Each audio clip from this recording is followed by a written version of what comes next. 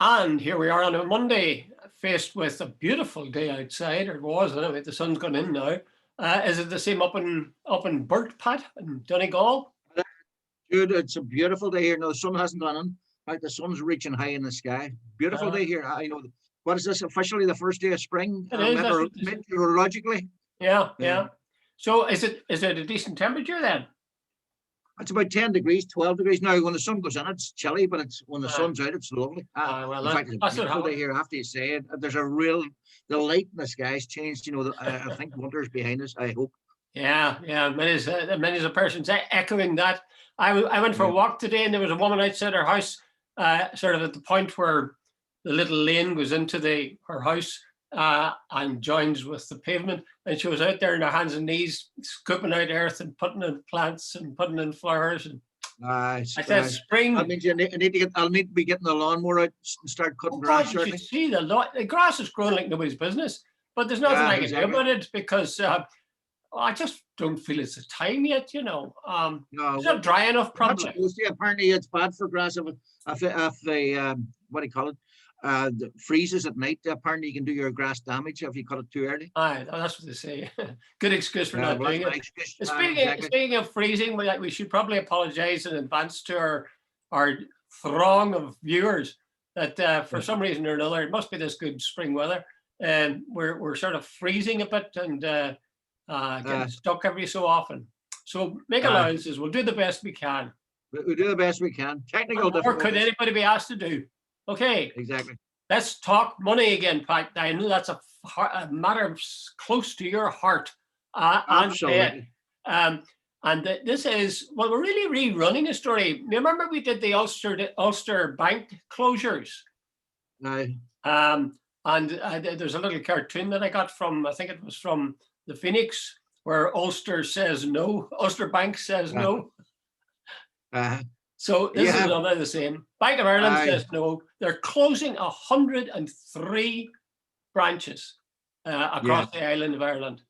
And they're given their reasons for it. Do you think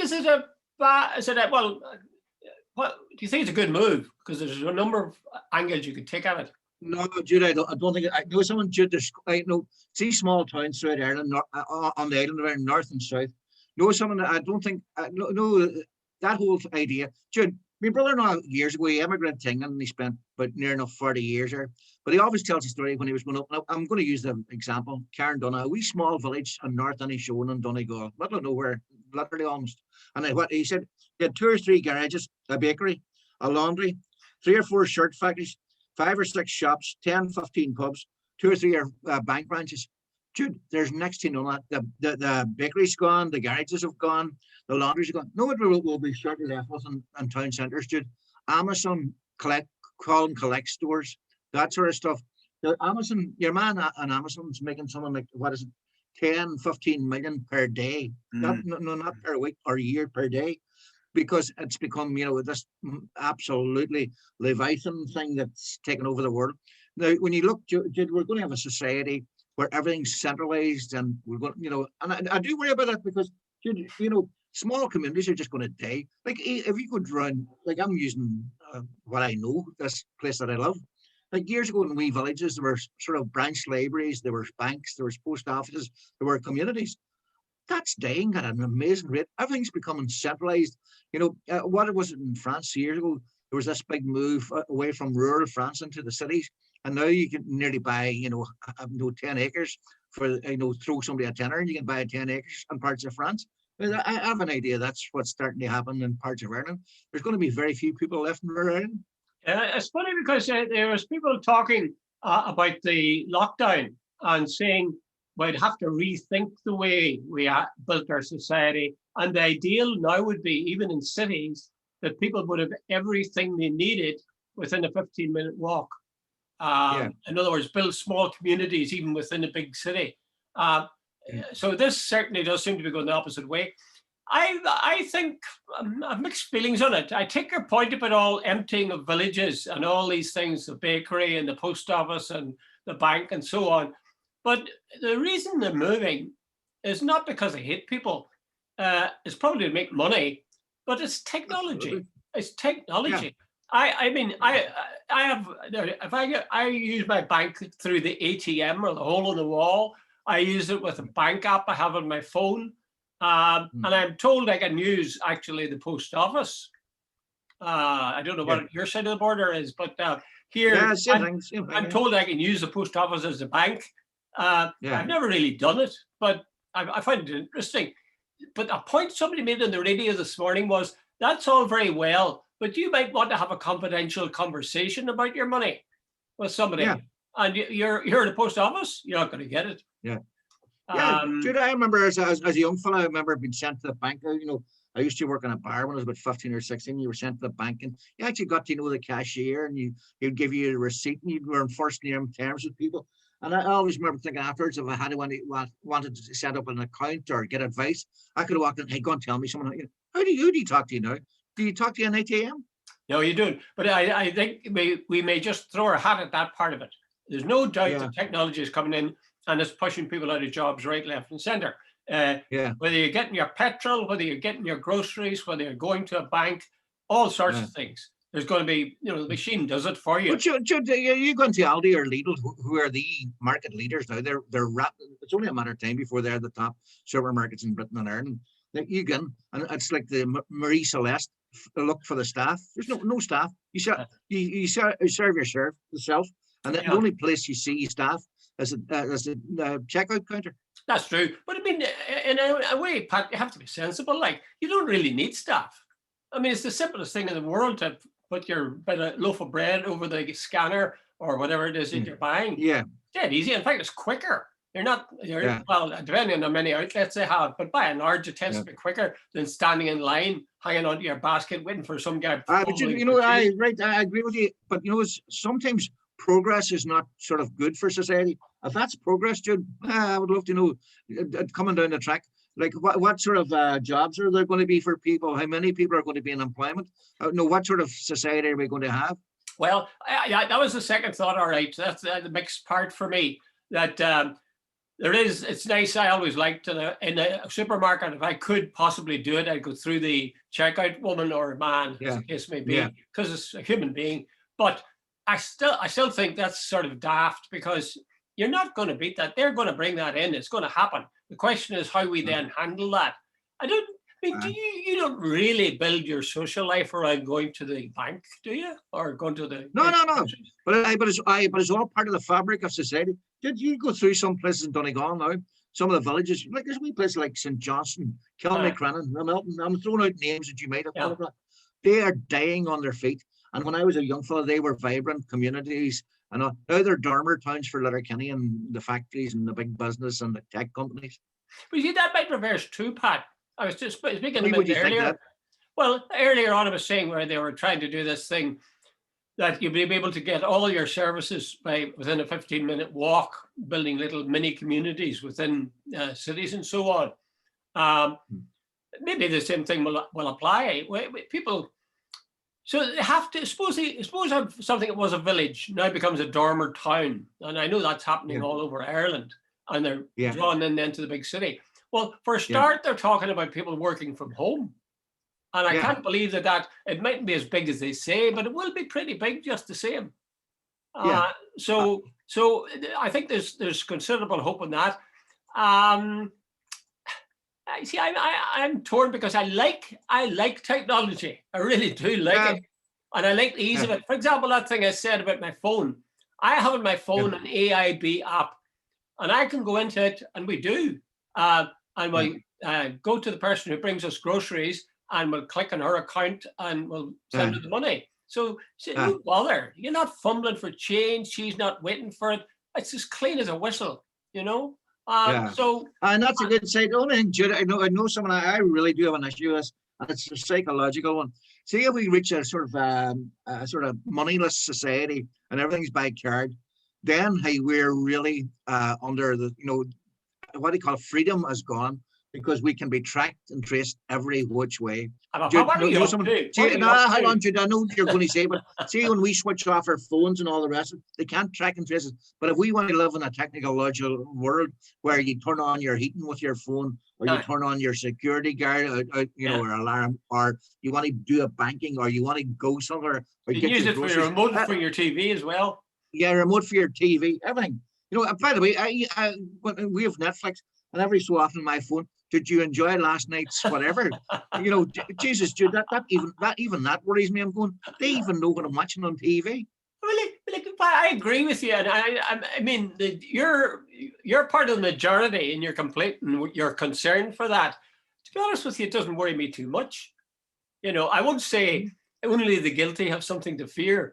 I won't say that, but it doesn't bother. Would I care? Would I care whether they know what I mean? Maybe it's benevolent right now, but who's to say down the tracks that it wouldn't be used for malevolent? The Trump, conspiracy theories, theorists. That those people, they don't believe in democracy or what. It's okay, very well. Hey, there's two sides to technology. There's the freedom, there is an upside, as you earlier explained about technology, but it can also be used very quickly. And the point about it is, they have the technology now to control you. And I'm not going to conspiracy theory, if it's far from it. I just like the whole idea that I can go and do my own thing without somebody tracking where I'm going and where I am. Well, I sort of sympathize with that, but I mean, I think, again, that's an inevitable thing. That's going to be part of the technological world. You're going to have to accept it. And to be honest with you, there are more hardships I can think of than being, tracked, or they know where I'm going. Now, if I was doing something where I was trying to fiddle something, I wouldn't like that at all. And I suppose, in a way, I'd rather not have somebody looking over my shoulder and being able to tell me what I'm doing all the time. But overall, it doesn't really worry me. I'll tell you what does worry me. You see, when technology changes and people lose their jobs, like the banks now, the whole time was you're in the bank and there's 5, 6, 7, 8, 10 staff in it, a small bank. Yeah. I remember that. It might be one or two. There might be one or two. I think, actually, banks in particular should have a duty. Although, see, they closed 103 branches. I think they should have a duty to see that those people that work for them are given jobs somewhere. They shouldn't be allowed to close until they've put those people into jobs that are suitable for them. Because the banks have made plenty of bloody money. I do. They are not going to bother their backside. Well, it's all money saving. We're losing money on these, and they'll probably sell them up, and there'll be a sort of a charity store down. By the way, you just reminded me of a story. The old joke about the guy about technology. He says, I remember 10 years ago, you could go down to the local supermarket, get 3 bottles of wine, 2 bottles of vodka, and a stone of potatoes for 50 pence. Can't do it now. Security cameras. Very good. I know, but it's just, I think that there's that. Jude, the world's changing. Jude, look, let's be honest. Technology, we can't turn back the clock. No. But there are concerns, and I think you're being a wee bit too sort of keen towards technology. I would have reservations. I think technology can make people, groups, or institutions heartless. The banks are intent on making money, and therefore they'll do the technology, and to hell with the people that worked for them for years, maybe. What I'm saying is, governments should bring in laws which say, look, if you're going to affect a major change through technology that's going to get rid of human beings that have worked for you faithfully, maybe for years, you have to, by law, see that those people are put into jobs which are reasonable for, a sort of an equivalence. I agree with that, actually. But you see, nobody ever says that. We all sort of throw up our hands and say technology is awful. Technology is fine. It's how human beings react to it and what they do with it. It's like a knife. A knife can be a bloody good thing for having your dinner, but it's not a good thing to stick in somebody's chest. And the same thing with technology, I think. The one thing I'll tell you the thing where annoys me more about banks, and then we'll leave this particular subject, than technology, is the fact that when you go in, you'll see on the wall the rates of currency exchange. Yeah. And you'll see there's a difference between buy and sell. Yeah. If you're paying money to them they somehow charge you more, and if you're getting stuff Yeah, from them, they charge you even more again. yeah, yeah, It's so blatantly obvious that they're in the yeah, driving seat and you're not. yeah, That exactly. annoys me. Yeah, it just reminds me of the car. It was a certain garage I bought a car off, and they told me how great the car was and it's the best thing ever, and so on. 2 or 3 years later, when I brought the car back to change it, they were telling me how bad the car was, and I always thought, it's hard, it's a big car, and it's difficult, and there's no people don't want to buy big cars anymore, and they're trying to go and all that sort of stuff. So, the customer always loses. Same thing. Yeah, yeah. Anyway, as I say, I sort of like gadgets, so I have again a soft spot for technology, but there really are a lot of dangers and tough stuff. One last thing, Pat. See that thing about community, and it is Yeah, true that any number of services within the small villages is yeah, being lost. I don't know that. I mean, it's not that people are leaving it. In fact, the numbers in many of these villages are bigger as they become dormer towns for yeah, yeah. the city. Would it be beyond the wit of man or woman to develop systems, social systems within those villages or Yeah. towns or communities to But make them really yeah, and I alive take your and point. good places? But no when somebody gets up at 8 o'clock in the morning to drive to Belfast or drive to Dublin or drive even in Donegal to Letterkenny, those are and they come home in the dark of the evening. There's no sense of community. They're not going down to the local shop, and you don't meet them in the local library, the wee library, or you don't meet them at the post office because there's nothing there to meet them. They get up in the morning and maybe they drop their kids to school. That's about it. Well, I take your point, Pat. But at the same time, don't forget your father and my father and our grandfathers would have worked long, long hours from morning to night. But they would have met in the pub, and they would have met at maybe mass or church, wherever Well, that's what I'm the saying. denomination. I mean, they Yeah, were but just. even that now, Jude's gone. But I mean, well, they found time even at the end of a hard day for associating with their neighbours, whether in the Yeah, pub or whether just on the street or whatever. So it shouldn't yeah. be beyond our wit either to do the same kind of thing. No. Okay, so we don't have a lot of pubs, big deal. Like Yeah, Ireland was overpopulated with pubs, was daft, like yeah, little yeah, villages with 5, 6, 7 pubs in them. yeah, And anyway, the idea of a pub, I think, is almost a foreign concept now, because most yeah, young people, when they go out, they tend to want to drink and eat, in my yeah, experience of my own children. yeah, yeah, So anyway, I think we'll leave that subject now, but yeah, it is yeah. a pity that these the banks could just say, we're closing, we're off, sorry, you're out. I think that's the thing that's really bad. They should, a Yep. duty in some way, the government should make them see that part of their duty is hiring people, and when they let them go, look after them then, see them get into something. A social responsibility. Exactly, not just kick them out the door. Okay, I think we've sorted that. Now let's have a riot. Oh no, sorry. Let's consider a riot. There was a riot in Dublin at the weekend. It was led by a bunch of fine, thoughtful citizens who wanted to challenge the orthodoxy of the big people, right, Pat? Yeah, yeah. Jude, I don't know if you were listening to Talk Back today. I was listening to Sammy Wilson, and it just came back to me. There's a certain breed of people out there. Trump has it. Sammy has it. The people, Sammy referred to Dr. Michael McBride or Robin Swan being Dr. Michael McBride's poodle because McBride has taken the medical advice that he's been given seriously. Trump had a go at Fauci. There are these people, Jude, I don't know if you've been on social media. I've been on someone. And there are these people who are absolutely bootlegging conspiracy theories day and daily, that it's all a con by big pharma to get us all to vaccination. And there's some of them saying that there's aborted babies, genetics, and these things that's out to control us. That these are globalists, and there are things inside these vaccines that they will be able to trace, and all this sort of stuff. And you're going, good merciful Jesus, where did these people come out of? And so on. And like, by the way, there was 2 or 3 women on noticed on the protest in Dublin.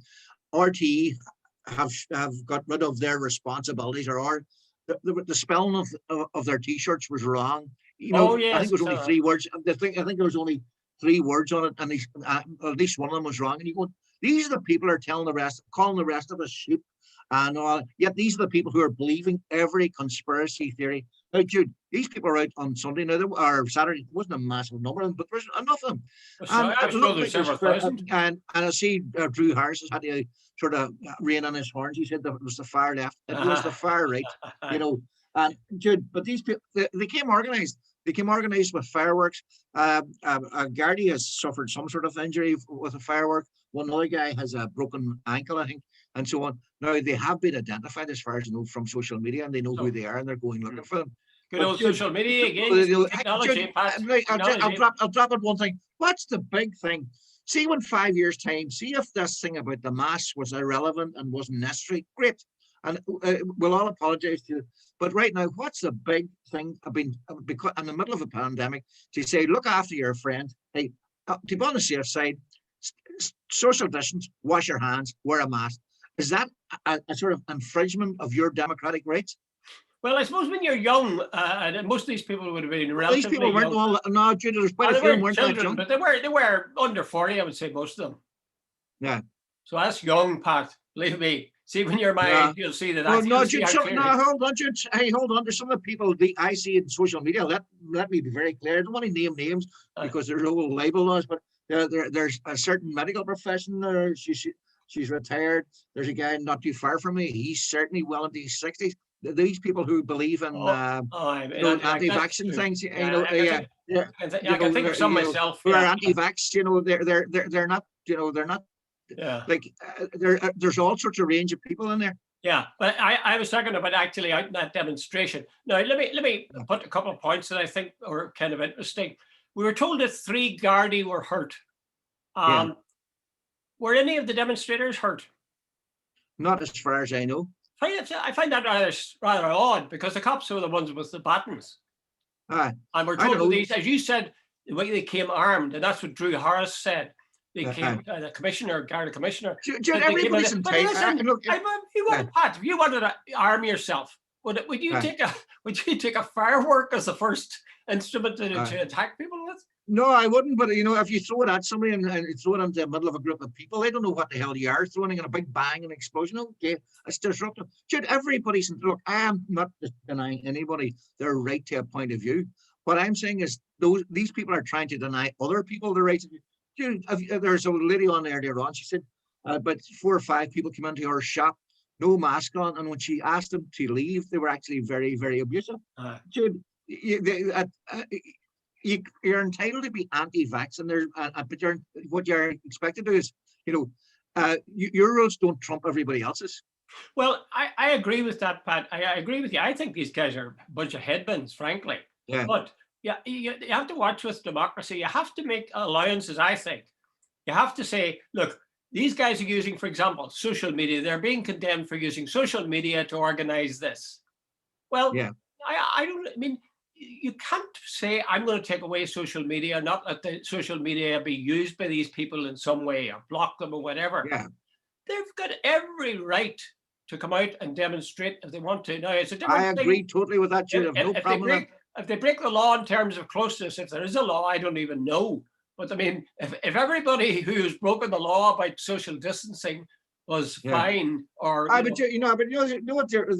these people, there's an arrogance there that their views are supersede everybody else, and they're basically saying that people like Fauci and Michael Ryan of the WHO and Houlihan in the south, and I know Michael McBride in the north they're nearly an implication. They're all frauds, that they have been duped by big pharma and all that sort of stuff. That to me is actually offensive. What basically they're saying is, hey, we're right and you people are sheep and all the rest. And hey, when 500,000 people they passed that there last week, and America have died from COVID, it's not a wee bit of fun. Well, I absolutely agree with you there, Pat. That I mean, these guys are wrong. But the question is, are they entitled to express this view? I think there's no doubt about it. They are entitled to express that view, even though it's rubbish. They are entitled to it. The second thing is, I agree with that. They are entitled to use social media to organize coming together for a demonstration of some kind. Yeah. The question then is, Are they breaking laws in terms of social distancing? Well, lots of people break law of social distancing, but nothing happens to them. So these people were wrong. So are many others that are just ignored. Yeah. The last thing is, did they actually go after the police? Now that's the line that's been put out by the government. The Southern government is putting out the line that, well, Jude Harris is putting out the line, these guys organized, they were out to attack the police. I have heard that line too bloody often over the last decades to believe that without question. As I say, I find it odd they say there's 3 policemen hurt. I'm sure there were, but they don't say anything about was there any of the demonstrators. No, I agree with you. We've all heard that one that they, if you watch, is it Orgreave? The time of the miners' strike in England. It was the classic case. Anybody who's done any media studies or journalism courses, there was the ultimate in manipulation. The BBC cameras and they were behind the police lines. So you felt you were getting attacked, but what you didn't see was the police attacking the miners. And that's been proven to be one of the worst cases of media bias. And by the way, I do take your point that, by the way, there were plenty of, I'm sure, very decent people at that protest who feel their rights are being eroded. I agree with them. The only thing about it is where they cross the line with me is they're saying their rights supersede mine. That's really where I take it. Well, they can say what they like, but the question is, are they interfering with my rights? Are they doing something like? Jude, if they go into a shop with no mask on, and when challenged, they become offensive or saying under subsection of subsection, saying I'm entitled to walk in here. If you're walking in, Jude, and you're active with the virus, and you give it to somebody else, Jude, like last Monday, they buried a friend of mine down the road, got COVID around Christmas time. I take this seriously, and Jude, as I said earlier on, see at the end of the day, if it works out that the virus, that we handled it wrong, that the medical people got it wrong, fair enough. But nobody, and I mean nobody, knows enough about this yet to be able to definitively say that the wearing masks, washing your hands, and social distancing aren't important. But I agree with you, Pat. But I would still say we should stick with this particular demonstration. We're told there's a certain number of Gardaí hurt. I'd be interested to know if there were any of the protesters hurt. I'd like to know if people think they shouldn't be allowed to use social media to organize a demonstration, because I'd be totally opposed to that. The last thing is this. Did you see Drew Harris talking on the TV about the event? No. Well, I saw him. And as you mentioned, I think he had this charge. I read what he said. I didn't see him. No, I didn't see him. Well, I saw him, and I'll be honest with you now. I have this thing about people, how they look as well as what they say on TV. Yeah. He did not. I don't know, maybe it's my bias now. It could be, but I don't think it is. Yeah. He really looked. He looked like a guy who'd wandered in from a Gilbert and Sullivan set. He had his cap was, he had this braided cap, and it looked a bit too big for him. And I thought that was almost symbolic, because he sounded like a man who really was out of his depth. He looked sort of. Are you suggesting the job's too big for him? Well, he didn't. My point is, last night or whatever night I saw him on, he didn't look like a guy who was impressive as a leader of an entire police force. He definitely. No, Jude, I have to be honest, I didn't see it. So it doesn't really matter, because I'm only going by with luck of him, and I suppose that's not important. But it just you always, in occasions like this, you like to think that whoever's in charge, is able to project that image of being in charge. That's why I would take off my hat to Leo, for example, Leo Varadkar, a year ago when he came out on St. Patrick's Day and made that speech where he says, "Will any of us ever forget St. Patrick's Day 2020?" Well, I mean, that's going to be contradicted, but he was very, very good. You felt this guy knows what he's doing, and he's a doctor as well. He did a good example of how to be a leader, if only on TV.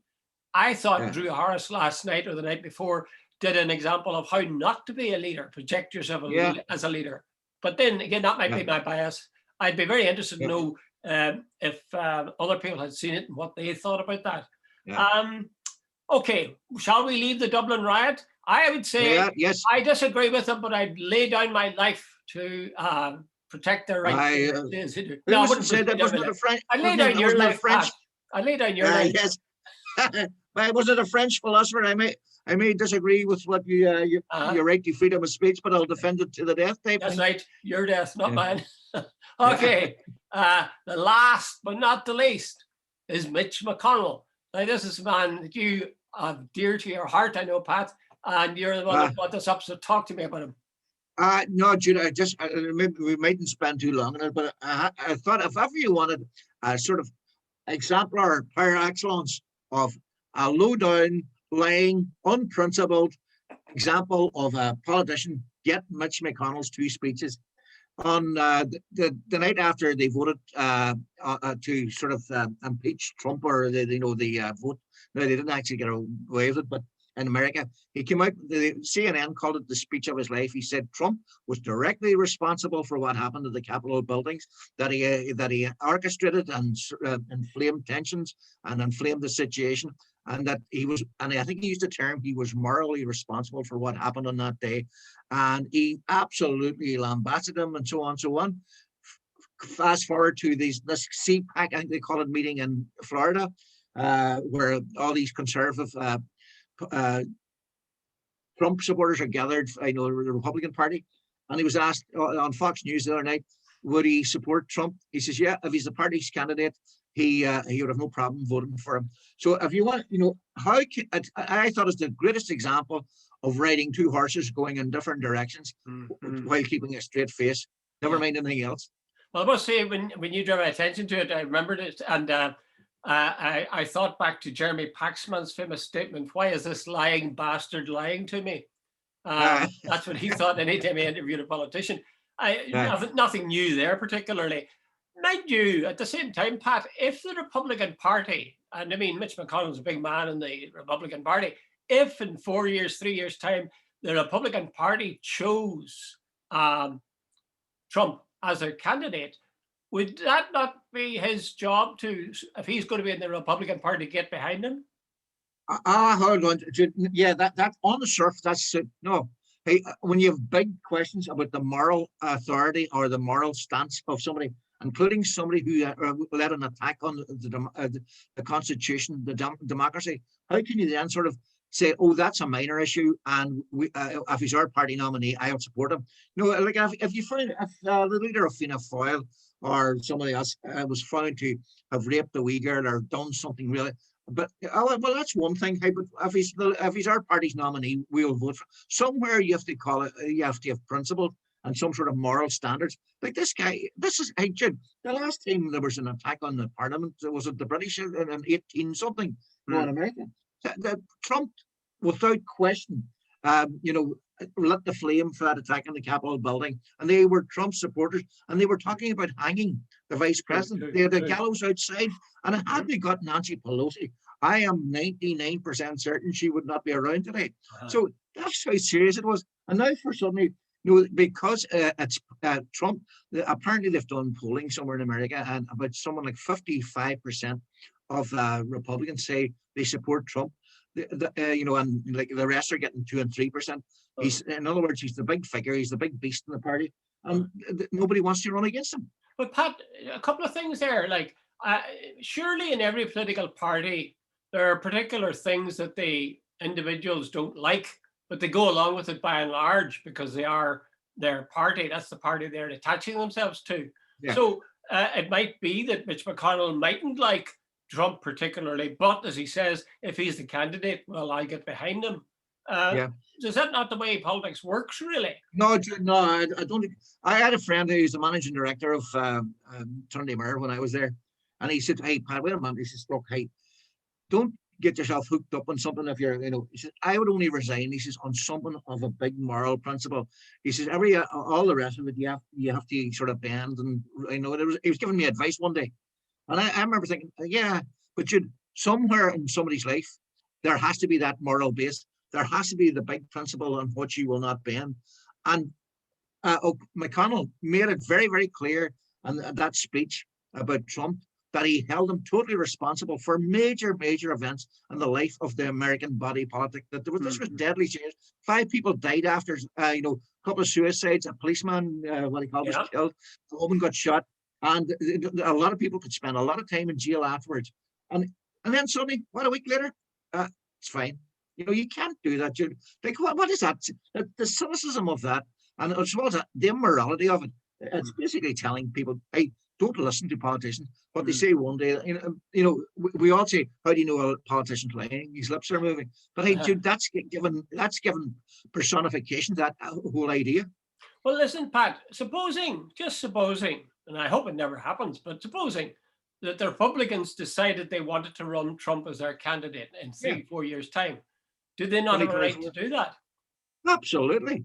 But there's a moral responsibility on people like Mcconnell to say, look, I'm on the record saying this man is dangerous, that he's a danger to our democracy, he's a danger to our constitution, not that that it suits my personal political interest to support him. Yeah, okay. Right, well, we'll leave it there, except I want to read you, I know how fond you are of poetry, Pat. And yes, I came across a little poem today that I thought would sort of touch you, where you're tender. And it is by W.H. Davies, he's a Welsh poet. And I guess you may well have learnt this at school, because I know my friend in Dublin who went through the South education system, he learnt this at school. And it's by W.H. Davies, and it is, what is this life if, full of care, we have no time to stand and stare? Stand and stare. No time to stand beneath the boughs and stare as long as sheep and cows. No time to see when woods we pass where squirrels hide their nuts in grass. No time to see in broad daylight streams full of stars like skies at night. No time to turn at beauty's glance and watch her feet, how they can dance. No time to wait till her mouth can enrich that smile her eyes began. A poor life this, if full of care, we have not time to stand and stare. I thought W.H. Davies, he played scrum half for Wales. He may have done that as well. Yeah. Okay, but I trust you. By the way, I did only a poet, Welsh poet I remember was Dylan Thomas, Under Milkwood. And by the way, I know it's not a conversation we're going to have, but Dylan Thomas actually spent time in Donegal as a young man. Did you know that? I was always a bit mad. I always thought him over the he'd be right at home here then, wouldn't he? Okay, right, Pat, thanks very much.